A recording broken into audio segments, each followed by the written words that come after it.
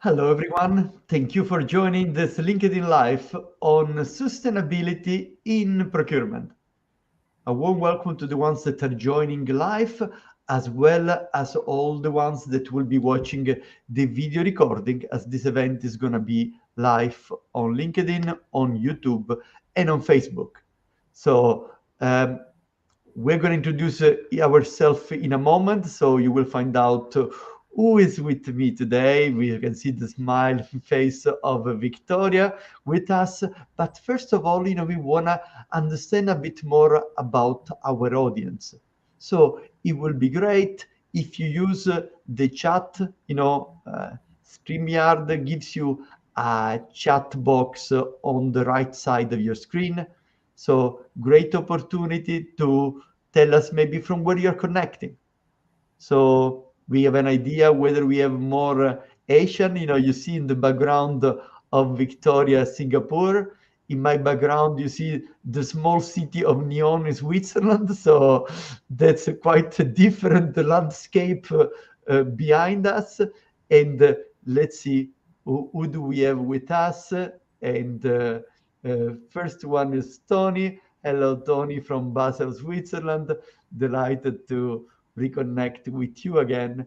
And considering the topic of sustainability in procurement, we expect indeed procurement professionals to be with us. But maybe there are other people that just have a passion and interest for sustainability and want to discover some more. And probably today we will also learn some more about sustainability in Asia, taking into account the fact that Victoria is actually based in Singapore. So, well, my name is Giuseppe. I am a business school professor, specialized in negotiation and influencing, and I'm a former procurement professional. That's how my interest also in the topic of today.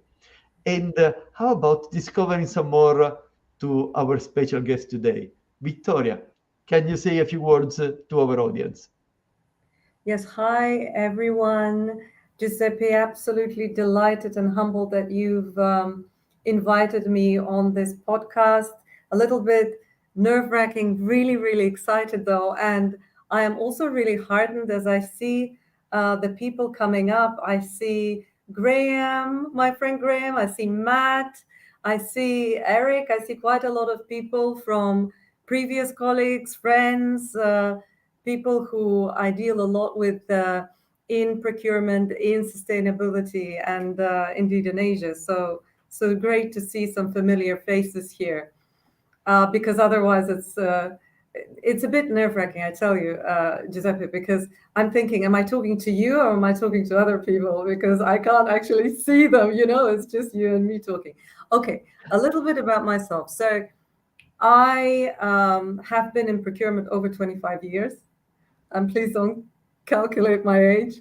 And in the last and in the last 10 years, I found myself living in Singapore, and in the last nearly 6, being the VP of Procurement of one of the largest healthcare services companies in Asia. Really honored that we were the ones who were the sole distributor of one of the key vaccines here in Asia, and so that was quite an experience during the COVID time. I started my career in Europe in PwC, and hence you and me are alumni, although no, in Procter and Gamble. You and me are alumni, although we never actually worked together, but know a lot of colleagues in common.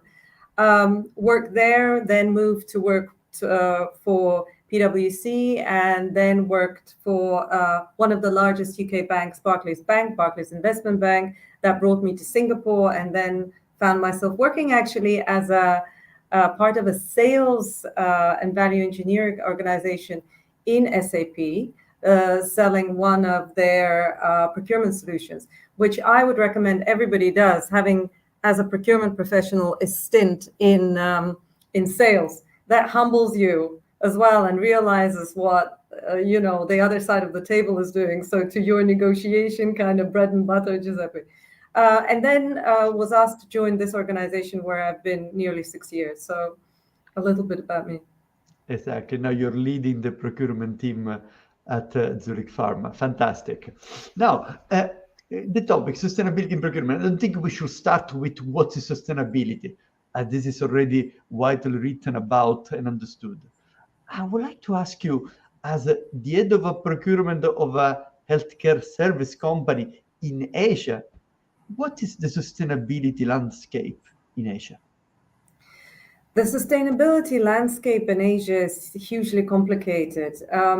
We have, I think, somewhere I read, 60% of the world's population here in Asia. But it is non-homogeneous at all, and you cannot really compare Cambodia to, say, Korea. So the sustainability landscape is highly complex. In Europe and in the US, it's largely driven by, the government regulation, whereas here the regulation is very different, country-specific. So the appetite to tackle things is very different in different countries, but also the priorities are very, very different. Therefore, the sustainability landscape is complex. It is also evolving as, for example, the government in Singapore is taking sustainability in all its aspects very, very seriously, and putting targets forward, and actually also helping the organizations of Singapore to upskill and understand sustainability, whereas in other countries they're focusing on other issues because they're more pertinent for these for these countries. So navigating it is highly complex.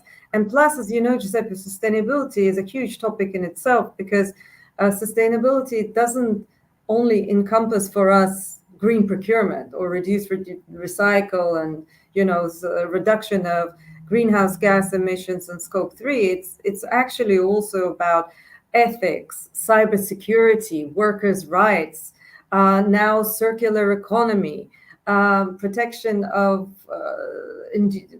smaller communities. So it's actually a hugely and vastly complex topic. Wow. Okay. By the way, we do have the right person, and Victoria, I had the pleasure to do something with her in December. She's also the co-chair of the Singapore procurement pledge for sustainability, right?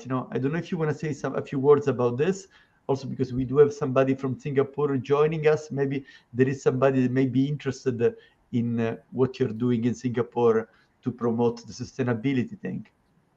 Yeah, so the Sustainable Procurement Pledge is now has an NGO status. It's something that was created by the CPOs of Bayer and Henkel about 3 years ago. It is a procurement for procurement, basically, by procurement for procurement organization.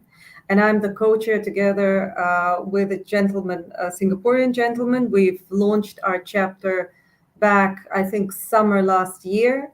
Have been highly, highly active. But there is also something that happened just last week, and days go by fast. It's the World Sustainability Procurement Day that happened, I think, on the 21st of December, and it was a massive marathon, again, created for procurement professionals, by procurement professionals, hosted by the Sustainability Procurement Pledge chapters. We have different chapters. The chapter that I co-host is a geographical chapter for Singapore, but there are chapters that are about workers' rights, about scope 3 emissions. And actually, I think you have a guest here, Giuseppe Matt Langley, who is the co-chair of the SPP scope 3 emission chapter, also based out of Switzerland. So it's great to have my colleagues and my SPPers here supporting me. It's a vast organization that actually is across nearly all geographies. Procurement professionals coming together, either geographical or by specific sustainability topics to talk, help each other, exchange best practice. Matt here is sharing the actual link. Please have a look, or go on to Matt's and my LinkedIn profile, and we will connect you, if not for the Singapore chapter or Scope 3, to any chapters that you may be interested in. Amazing. Now, we start to see, by the way, some question, which is great. This is your LinkedIn Live, right? So feel free to ask some question, and we will take a Zoom question in a moment.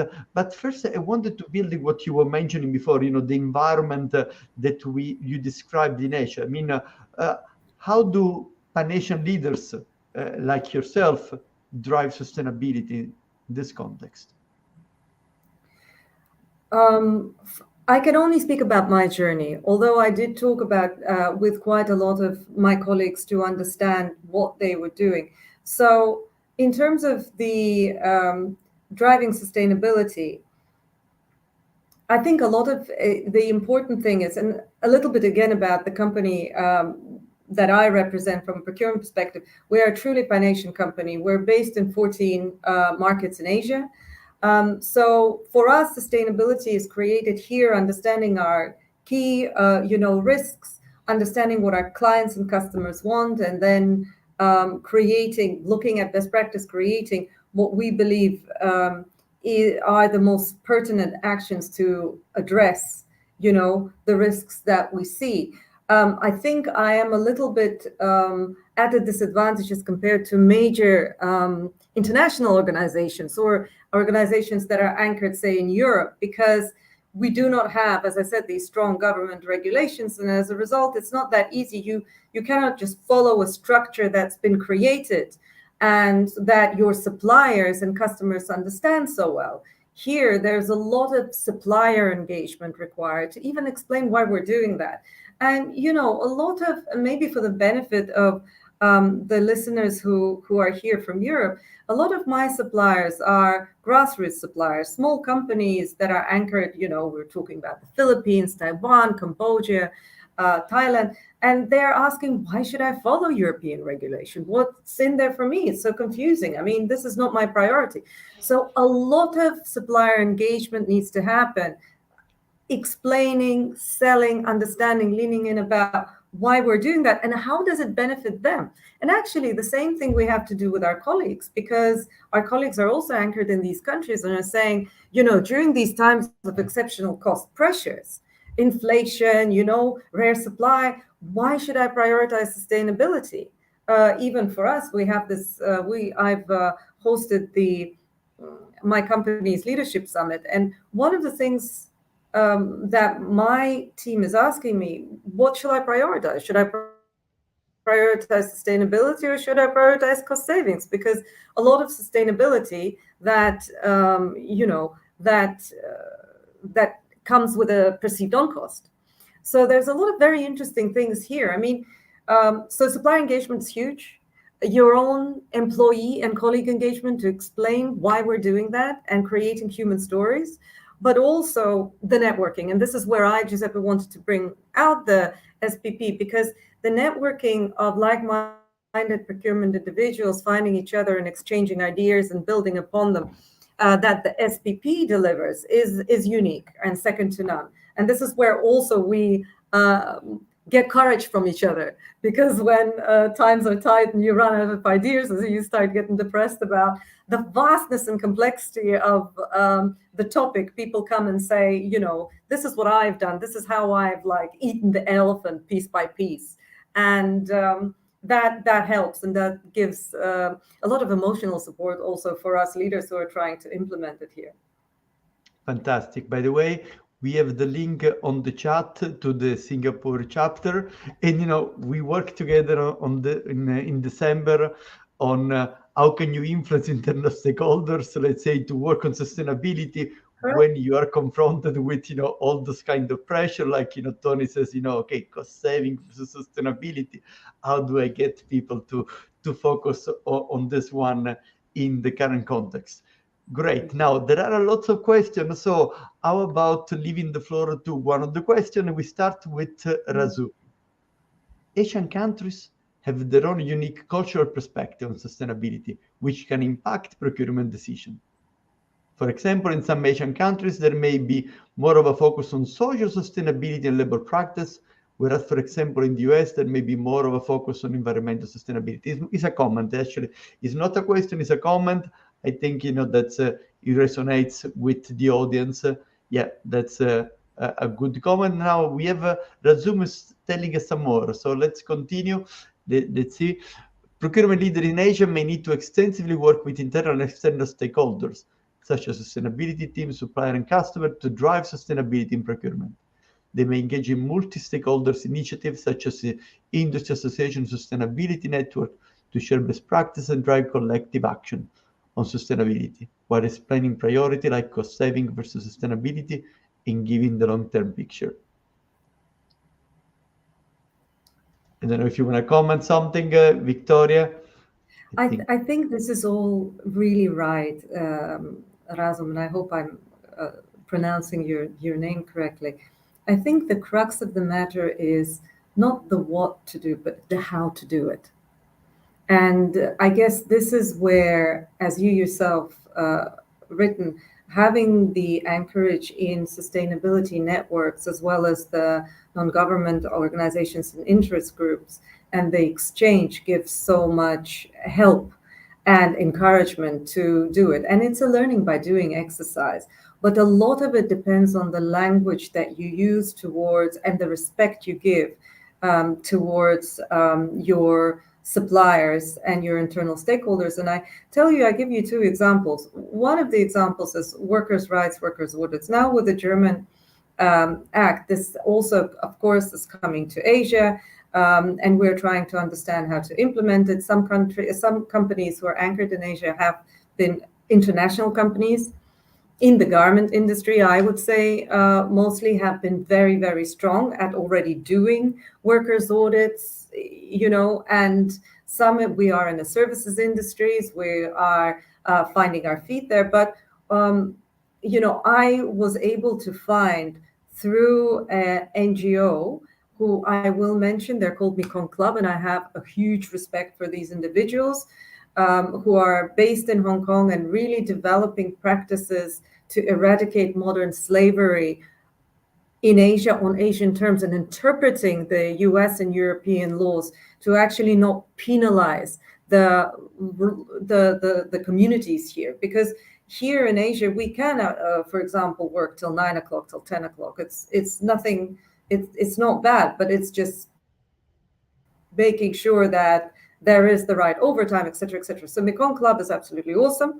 But what I'm saying is the language and tone you use. So through them, I met a gentleman who is actually one of the heads of sustainability in Decathlon, based out of India, who's given me a lot of tips and ideas of how to engage with the suppliers when you do these audits, so that you explain to them the benefits to them and what to anchor on. So you don't anchor on the German Act, you actually anchor on the ILO, International Labour Organization, that's well understood and practiced here. And the fact that we are protecting the communities and their own workers. And that if we are doing these surveys, we don't call them audits, we call them surveys. If we do find something, there will be a dialogue established. It's not going to be we find you, we mark you down, because a lot of the activities also need to be understood. There might be false positives. So when you embark on any of these far-reaching activities within your supply chain, very important to explain and to find the right tone. So, for example, I've heard some people speaking who said that we will never engage suppliers who do not meet all elements of our code of conduct. And actually, it's a question to the audience. If somebody says, is that something that you also practice? The individual said very clearly, we will not work with suppliers who do not meet all elements of our code of conduct. Now, one of the elements of our code of conduct is cybersecurity and cybersecurity controls. The other element of our code of conduct is whistleblowing and speak-up channels. And if I have a small, freight company that is a mom and dad shop with 5 trucks, what speak-up channel do they have? Come on. I mean, we need to be able to measure Asia in Asian ways, not in the European ways. Yeah.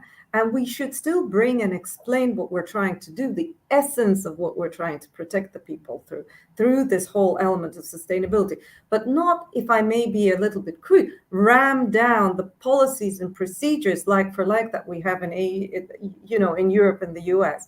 So I do work with companies that do not meet all elements. There are some elements, ethics, child labor, which is a no-no.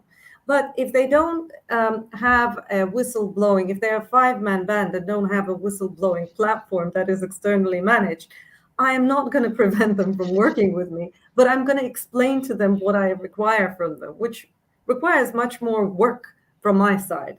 And again, a different tone. So I'm interested to hear whether others have had similar experiences of translating the kind of, European and US regulations successfully or stumbling whilst translating them into Asian. Fantastic. Now I see lots of questions coming. Like before we go into all the questions, let me take the opportunity to inform the audience that the ones that are European bases, if you're interested to strengthen your negotiation skills, I want to inform you about our forthcoming strategic negotiation masterclass. So again, if negotiation and influencing is one of your priorities, I do have a masterclass with Oxford Professor Owen Derbyshire, the academic director of the Oxford Program on Negotiation. So just for you to be aware, I also want to be aware about our next LinkedIn Live event. It will be on the 16th of May, and we will talk about business learning from hostage negotiator. So, if you are remotely and you just want to learn about negotiation, maybe don't go through a masterclass, just make sure to follow me because, I do a workshop on a regular basis. And in particular, you may enjoy the one about, business learning from hostage negotiator, May 16 at 2 o'clock Central European time. End of the future events kind of things. And let's start taking some of the questions from our audience. We start with one from Tony. And Tony's, in these uncertain geopolitical times and associated supply chain stress, can sustainability be forgotten? How can we make sure that this doesn't happen? Wow, Tony, I think it's a massive and very pertinent question, and this is back. It's even wider than what should you focus on, cost or sustainability. I think this is a problem that is multifaceted and needs to be addressed at every single level of the organization and beyond. I mean, despite all the geopolitical uncertainties, we still see in Asia and also in Europe. Look at the German supply chain law. That laws are being forged and communities are getting together to still tackle it. And I think even with the geopolitical times, the fact that we have massive floods everywhere, completely unpredictable weather, as a result, crop challenges, this all points back to we cannot forget it. On a more operational level for me, we are, there's a commitment in our company to do this, but also as a head of procurement, we have objectives actually baked in to like KPIs, sustainability KPIs, named ones, baked into our annual objectives. We have sustainability awards that are presented by our global leadership team to the individuals who win it. We have a lot of incentives because I believe in regulation and compliance and transparency, but I also believe in a lot of positive encouragement as well, not only doom and gloom. And supplier sustainability awards, supplier innovation awards, supplier smart commercial awards. So once you embed that into your cadence of annual meetings, your balanced scorecards, these things happen. And these things actually, I believe, give procurement also a reason to be beyond just risk management and cost management. So I hope I answered the question. Yes, very much so. Thank you. Now, by the way, there are lots of interesting comments in the chat, so I'm not going to display them in the sake of in the interest of time, but let's go to the question. And we have one from Joachim. Question: What do you answer in the mentioned case of a balance act between cost saving and sustainability issues in Asia? Joachim, I think what we, being procurement, what we do, we try to be pragmatic. So, there are enough examples of sustainability projects that are actually deriving cost out in the organization. And in the interest of this situation, let's focus at least on these and then go further up. So, for example, we have very interesting purchasing agreements for solar power in Asia, finally, where you don't have to sink a lot of capex into them. Finally, they're coming into Asia, so people are embracing them. There are even smart things as energy reduction targets, as I said, supplier sustainability initiatives, where suppliers come with their ideas.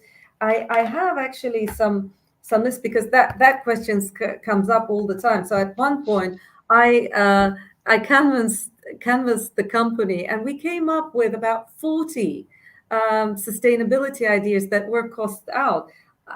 Solar, LED, we have review of packaging and actually cost out using biodegradable packaging, reducing the extra packaging and the fillers where it's not required. We have an idea, an ingenious idea, where we actually took carton packaging, outside carton packaging, and took a machine that was developed in the wine industry that actually cuts up that packaging to enwrap a bottle. And we've used the same machine to, instead of enwrap a bottle, instead of these plastic, pillows, we've done that to enwrap some of like shampoos and stuff like that.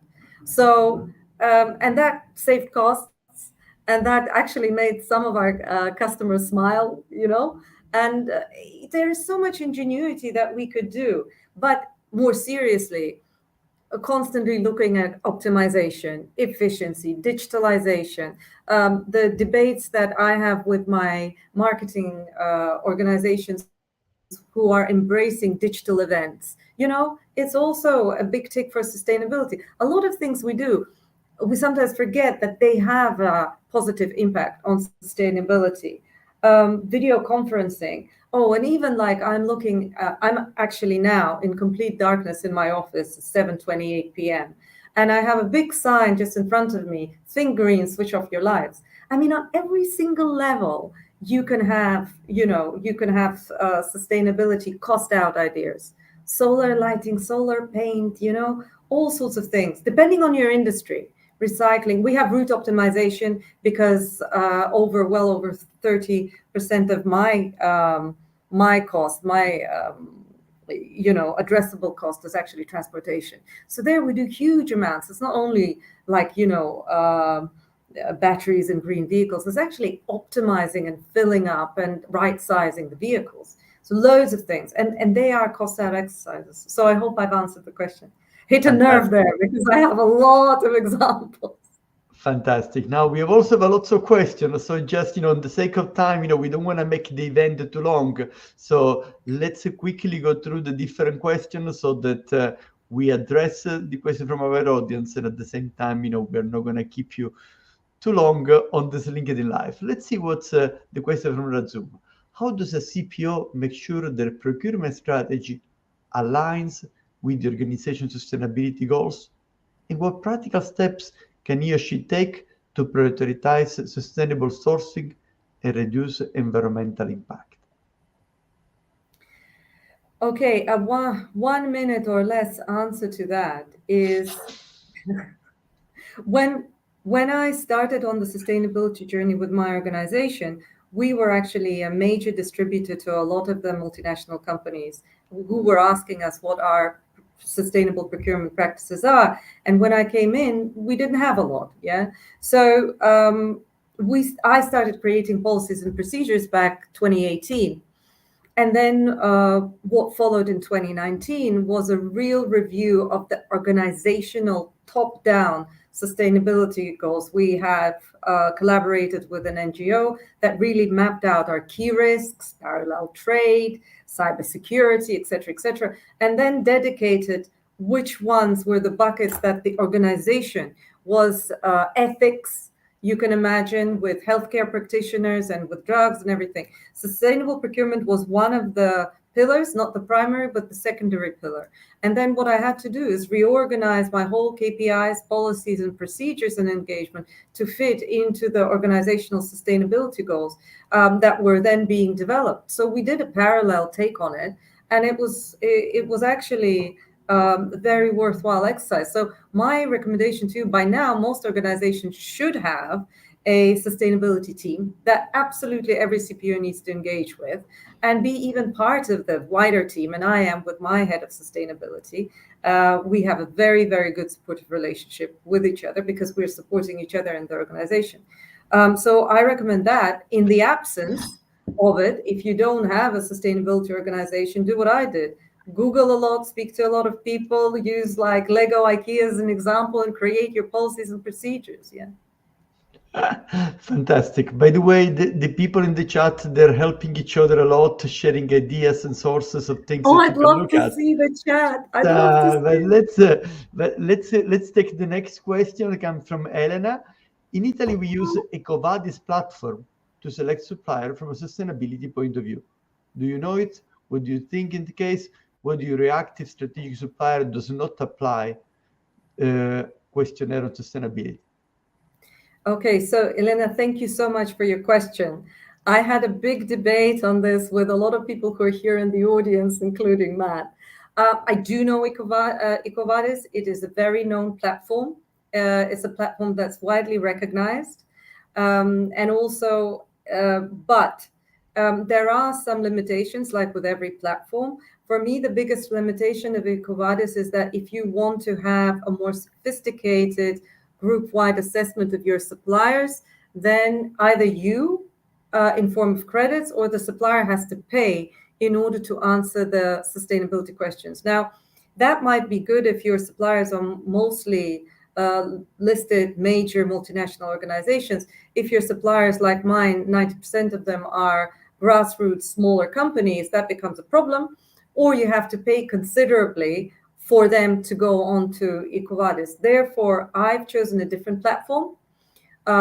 It's all my personal opinion. I'm not selling anything, but I went on to Integrity Next. It's a German startup. It's very similar to EcoVadis. It doesn't provide the maybe servicing bells and whistles that EcoVadis does, but for me, it's brilliant. It's for free for my suppliers. It's at a price point that we can afford. The questionnaires are also linked to all the laws and regulations pertinent to sustainability. They cover everything. We work together on developing languages. So this for me is brilliant. In terms of what do you think if the strategic supplier doesn't answer the questionnaire? Well, this is where we have a supplier development program. Because as I said, I mean, some suppliers are very strategic to me. They touch the product, they become criticality one suppliers, but from some aspect, we need to develop them. So we have a supplier sustainability development program where we explain to them why certain controls, procedures, certain transparency activities are so important to us. Yeah. Amazing. Perfect. We get so many questions that, I let the audience, my job is over because there is so much going on in the chat that I think, and of course, this is our philosophy. We want to make this your LinkedIn life. And once we have the opportunity to have somebody which has this level of expertise, let's take the opportunity for the audience, to get a perspective. So, Victoria, what will be your approach to transforming procurement? Falls into scope 3 to slash CO2 emission primarily from supplier, since it accounts to 70 to 90% of companies' emissions. My thought on this is that if scope 3 emissions account to so high, and for us it's over 70% of the company's emissions, is not transforming procurement, it's transforming the organization. Because for me, as I said, we are a healthcare services company with a big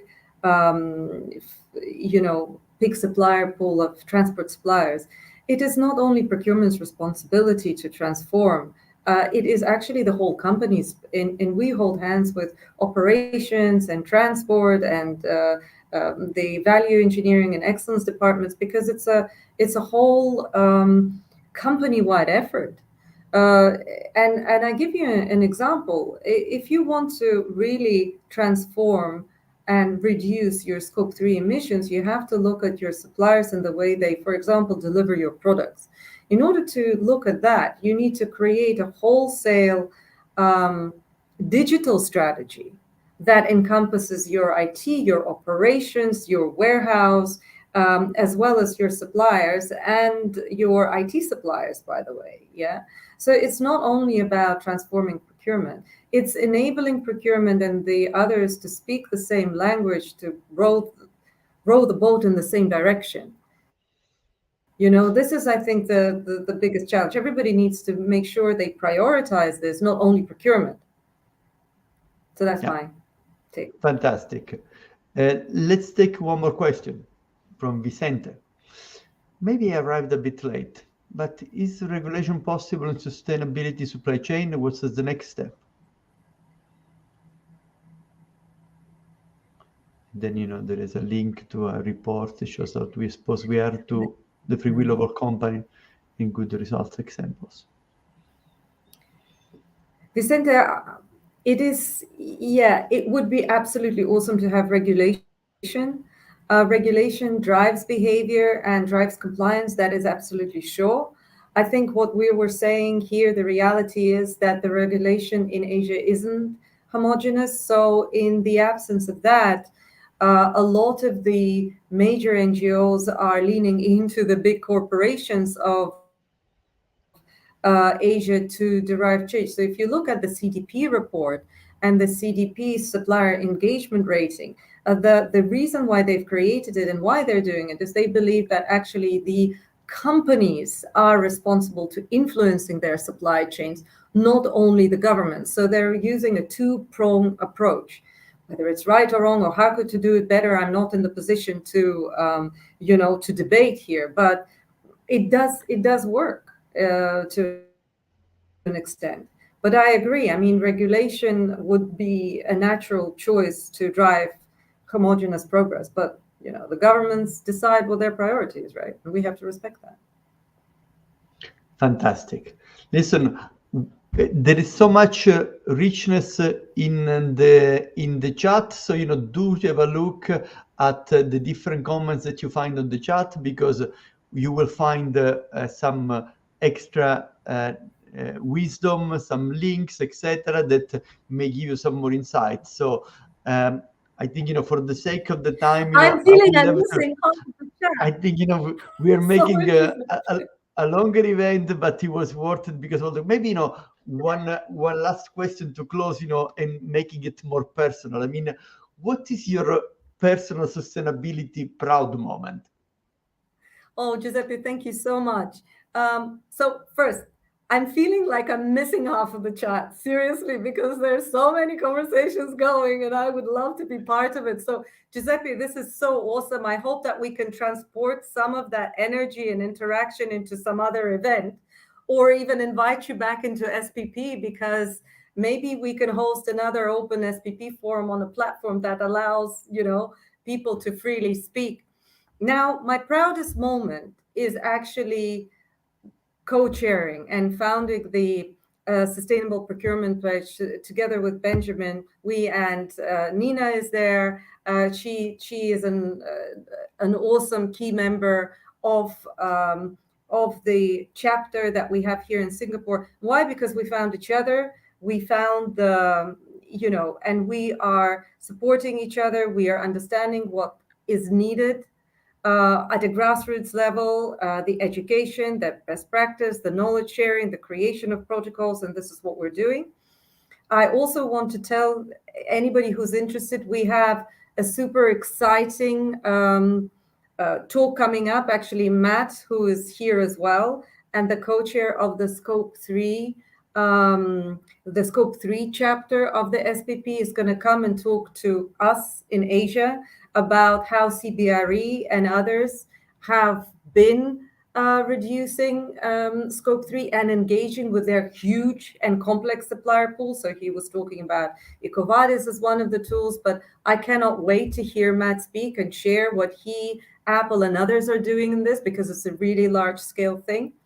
Bringing people together and knowledge sharing, and as a result, creating pragmatic steps to move forward and encouragement to fellow procurement practitioners is certainly a very big passion of mine and a proud moment. The other proud moment is that, I've come here maybe 2017, 2018, I realized we have nothing on sustainability, and I've created policies as procedures. 2018, we got audited by EcoVadis as the major distributor, and we got barely bronze, we scraped. And now we are in the top 0.5% with EcoVadis Platinum. It's incredible. I mean, we also received a CDP score on supplier engagement, which is A- in our transport group. It is the only A. I don't know how we pulled that off, but we've done it. We've done it with very little budget, but with a passion for supplier engagement and training. So it is possible, but you need to find like-minded individuals. And, I also am very keen and want to ask anybody who's listening, Giuseppe, and everybody who's interested, perhaps what people can do is send me their human stories of procurement being successful, because we are focused so much on audit, compliance, transparency. We forget sometimes how this sustainability topic actually touches lives of co-workers, of communities we serve, people who come up and said, because of what you've done, I want to work with you more. So I have an example of a company where, we've started our first supplier sustainability awards, I think 3 years ago. We've awarded to this European supplier for packaging, awesome packaging. And the head of sales came to me and said, you know what? You've created a bond between our two companies. Although we are here in Europe and you're in Asia, whatever happens, we're here to support you first. And through COVID, they made sure that we have enough of their packaging in order to supply at the right cost, at a reduced cost, because they felt emotionally, not in debt, but aligned with us, with our values and how we want to operate. And these kind of partnerships and ecosystems are what makes our day. It's not only about, I got a good price, I did an amazing negotiation, but I created a network and an ecosystem of partners who are helping my company, and I help their company to flourish. And a thank you from the head of sales, it means a huge thing to me. Thank you from my coworker for making sure that they can focus on this area and actually have something else, a creative outlet for their work, is also hugely rewarding. So what I'm doing now is I'm gathering thoughts on the human stories of procurement impact. If anybody wants to send me something, we're going to have a little ebook, and we're going to tell them it's not only about compliance, it's also about changing the world piece by piece to make it better. So I'm very keen on that. It's not a proud moment yet, but it will be once we launch this ebook. Yeah, fantastic, Vittoria. In this spirit of collaboration, we've seen it also today in the chat, in people sharing links, helping each other, giving replies. This is, I have to say, I've been running this event for more than 2 years. It is unmatched, the amount of links, sharing, and feedback that the people in the chat are giving to each other today. Because the people probably that are committed to sustainability have this passion, they want to help, and we're all working to make it a better world. So that's it's a joint value that drives all the people that joined the event today. So a very warm thank you to Victoria for helping out on this topic of sustainability in procurement. For all of you, for your participation, for all that you have shared with the others, as to make, to help move the sustainability forward. As I was mentioning before, I do teach negotiation and influencing. That's my area of expertise. So just in case, If you are interested to learn more about negotiation and influencing, then I do have a masterclass on strategic negotiation. I will be connected with the Oxford professor Owen Derbyshire, is in Geneva. If you want to just continue to connect virtually, I mean, this Friday I have a webinar on emotions and negotiation. 14th of April is about cross-cultural negotiation, and the 16th of May we have a LinkedIn Live event on business learning from a hostage negotiator. So, stay connected to discover some more opportunities to learn. Thank you again to all of you, and thank you very much, Victoria, for an amazing event on sustainability in procurement. All the very best. Thank you. Bye-bye. Bye.